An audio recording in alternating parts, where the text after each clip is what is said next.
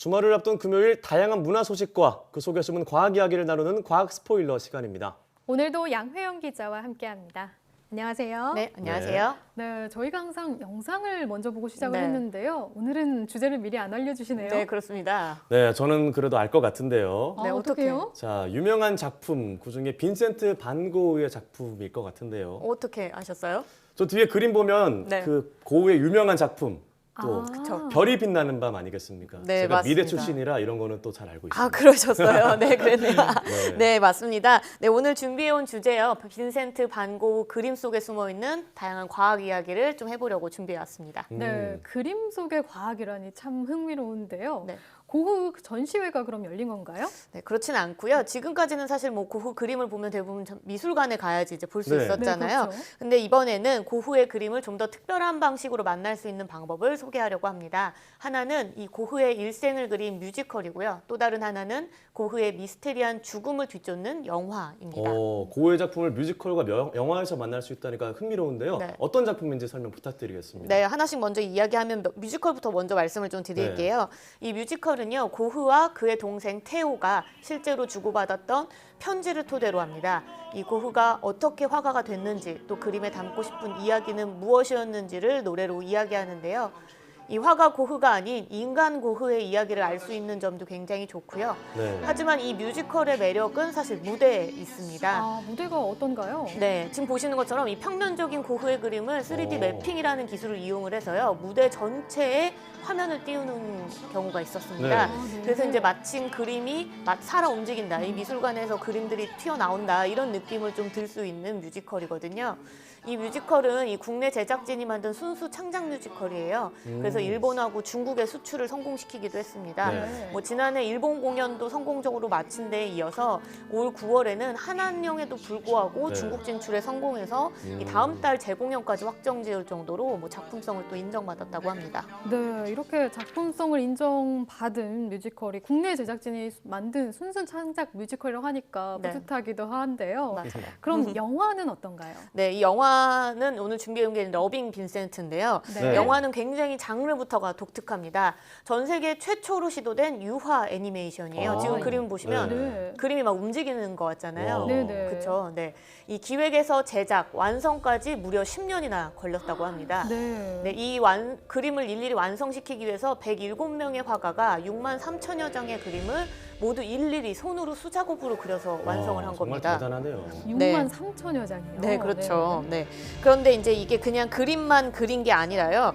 이 배우들이 각각의 장면을 촬영을 이미 다 하고 그 네. 장면을 다시 그림으로 그리는데 약 12프레임씩 그림을 그린 거를 움직이게 애니메이션으로 다시 바꾼 작업을 하는 것 때문에 이제 굉장히 네. 오래 걸린 거고요. 네. 그래서 그림을 그런 식으로 만들었기 때문에 등장인물의 움직임은 그림을 단순히 이제 움직인 게 아니라 영화를 진짜 실제로 촬영했기 때문에 굉장히 자연스럽습니다. 말 그대로 그림이 움직이는 것을 스크린에서 직접 볼 수 있는 거네요. 네, 왜 그렇죠. 예전에 그 필름 영화 보면 네. 그 필름이 네. 한 커트씩에서 돌아가잖아요. 네, 그런 맞아요. 것을 유화로 그림으로 해서 재현했다는 거네요. 네, 그렇죠.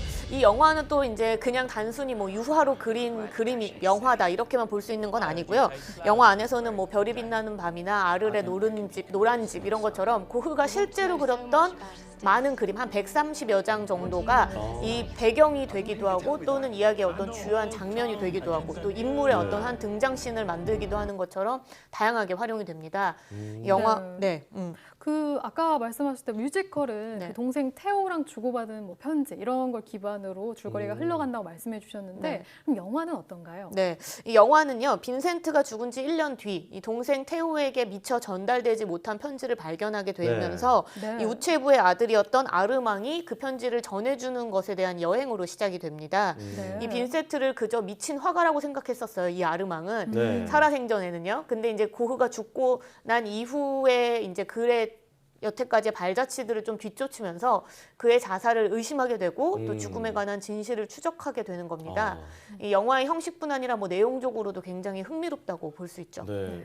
고흐를 좋아하는 사람들이라면 정말 흥미를 끌만한 소재네요. 네, 맞습니다. 자, 두 작품 모두 매력이 있어 보이는데 그런데 오늘 이 시간이 과학 스포일러 시간이잖아요. 근데 고흐 작품과 과학이 어떤 연관이 있는 건가요? 네, 우선은 고흐 작품에서 과학은 찾기 어렵진 않아요. 왜냐면은 그래요? 고흐 과학이라는 실제로 어떤 용어 같은 게 있어요. 네. 사이언스 오브 고흐라는 이 단어가 있는데요. 오. 그만큼 고흐의 그림은 과학자들에게 굉장히 흥미로운 연구 대상이자 네. 주제라고 하는데요. 제가 우선 뮤지컬의 한 장면을 준비를 해왔습니다. 함께 보시고 이야기 좀 다 나눠보겠습니다. 네.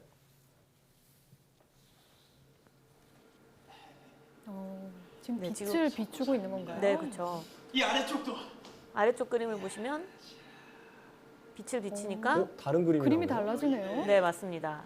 오. 굉장히 다른 그림이 나오죠. 네, 어떻게 저게 가능할까 싶을 정도로 신기한데 저런 장면 처음 보는 것 같아요. 유화가 마르면은 그 위에 덧대서 그릴 수 있는 그런 장점이 있는 거잖아요. 그렇죠, 맞죠. 네. 네, 맞아요. 이 뮤지컬에서는 이제 뭐 조명을 통해서 마치 밑에 있는 그림을 보여주는 거였지만 실제로 네. 저렇게 보려면은 엑스레이 촬영을 아. 해야 합니다. 네. 이 고흐의 그림을 엑스레이로 찍어봤더니 나타났던 밑그림인데요.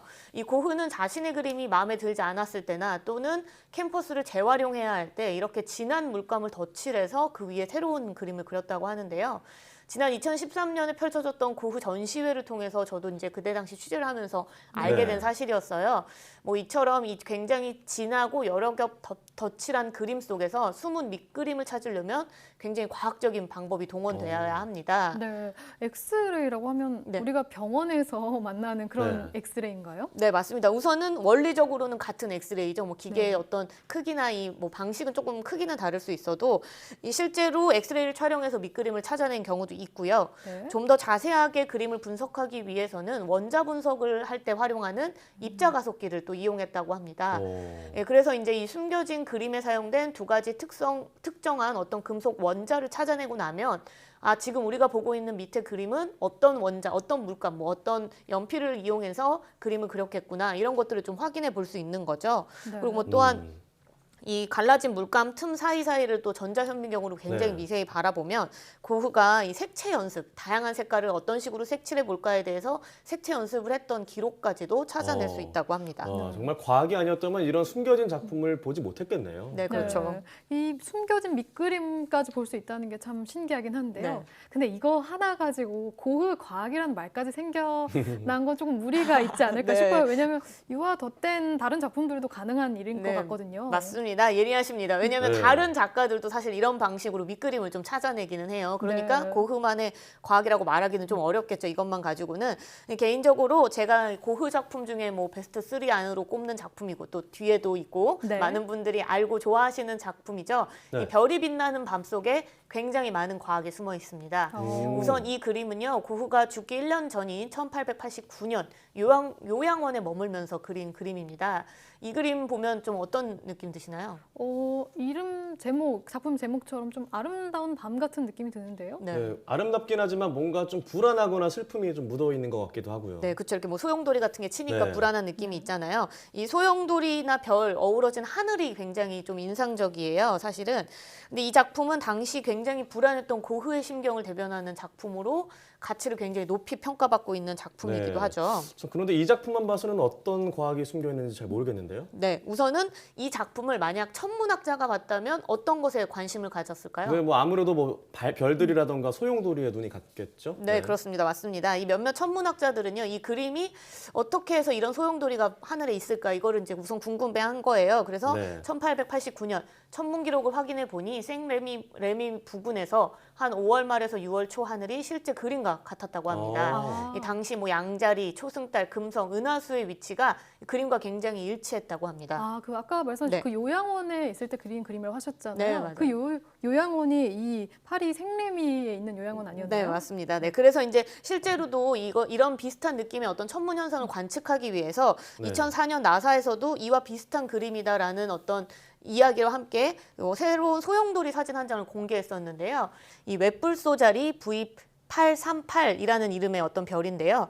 지구로부터 한 2만 광년 떨어진 우리 은하 외곽에 있는 별입니다. 네. 이 별이 폭발을 하면서 이 정점에서 빛나는 별들 또 주위에 우주 먼지나 가스들이 이렇게 함께 소용돌이 치는 모습이 포착돼서 마치 고흐 속 사진이 실제 일어나는 현상과 같다. 이렇게 볼 수 있는 거죠. 아, 전 처음에 딱 사진을 보고 별인데 왜 주변에 저런 게 있나 했는데 네. 폭발하면서 저런 소용돌이가 만들어진 네, 그렇죠. 거군요. 네. 뭔가 고흐 그림과 완전히 같진 않지만 좀 듣고 보니까 좀 비슷한 느낌이 네. 드네요. 네, 맞습니다. 이 자연현상을 굉장히 사실적으로 그리는 게 고흐의 특징인데 실제로 이 별이 빛나는 밤 역시 하늘을 보고 그렸다라는 추측이 있어요.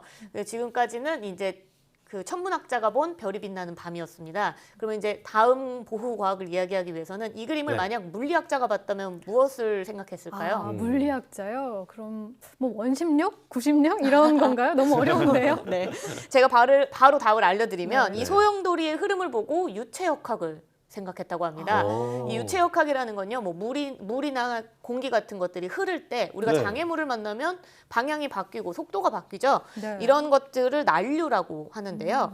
제가 실제 난류 사진을 몇 장 우선 준비해 왔습니다. 네. 비행기가 오. 떠 있을 때 주변의 공기의 흐름이에요. 네. 장애물에 의해서 공기 흐름이 굉장히 불규칙하게 바뀌는 모습들을 볼 수 있는데 지금의 이 소용돌이 치는 모습들이 마치 고흐 속 소용돌이와 비슷해 보이지 않으세요? 네, 네, 아까 그 그러네요. 우주보다는 더 이게 와. 느낌이 비슷하네요. 네, 맞습니다. 좀 붉은색 난류도 보이네요, 지금. 네, 그렇죠. 네, 이건 이제 뭐 색깔을 좀 준 건데요. 이 난류가 불규칙한 흐름임에도 불구하고 난류가 만들어지는 과정이나 속도, 뭐 어떤 지점들 같은 것들은 사실 물리 법칙으로 설명을 할 수 있는데 네. 이 물리학자가 고흐가 그린 이 소용돌이를 분석을 해보니까 실제 우리가 일상생활, 그러니까 자연현상에 있는 난류를 해석하는 이 유체역학 법칙과 완전 정확하게 맞아떨어진다는 거를 밝혀내서 네. 이걸 아. 네이처에 논문으로 실어서 아, 낸 적이 그래요? 있었습니다. 이걸 네. 밝혀낸 과학자들도 참 대단한 것 같은데요. 워낙 그렇죠. 유명한 작품이기 때문에 그런 것 같기도 하고요. 네, 맞습니다. 자, 예술가의 영감이 과학적으로 이렇게 증명된 사례라고 볼 수 있겠는데요. 네.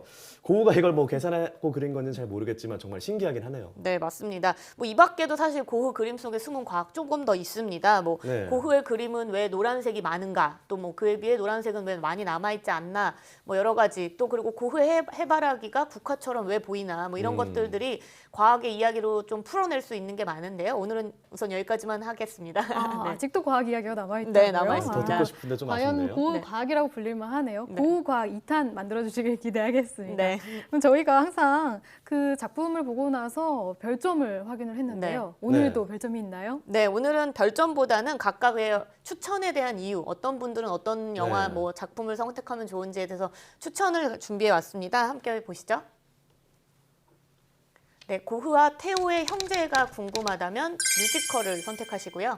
고흐의 자살이 믿기지 않는다면 영화를 네. 선택하시면 됩니다. 물론 뭐 고흐 팬이라면 둘 다 관람하셔도 돼요. 뭐 줄거리는 물론 영상에 표현되는 그림의 어떤 방식들까지 굉장히 다 다르기 때문에 둘 다 각각의 매력을 충분히 느낄 수 있을 거라고 생각됩니다. 네, 화려한 작품 뒤에 어떤 쓸쓸한 말년을 보냈던 고흐의 작품을 통해서 과학을 알아봤는데요. 정말 재밌겠네요. 저도 좀 보러 가야겠습니다. 네. 미술을 좋아하시는 분들이라면 꼭 보러 가셨으면 좋겠네요. 네. 네, 오늘 말씀 고맙습니다.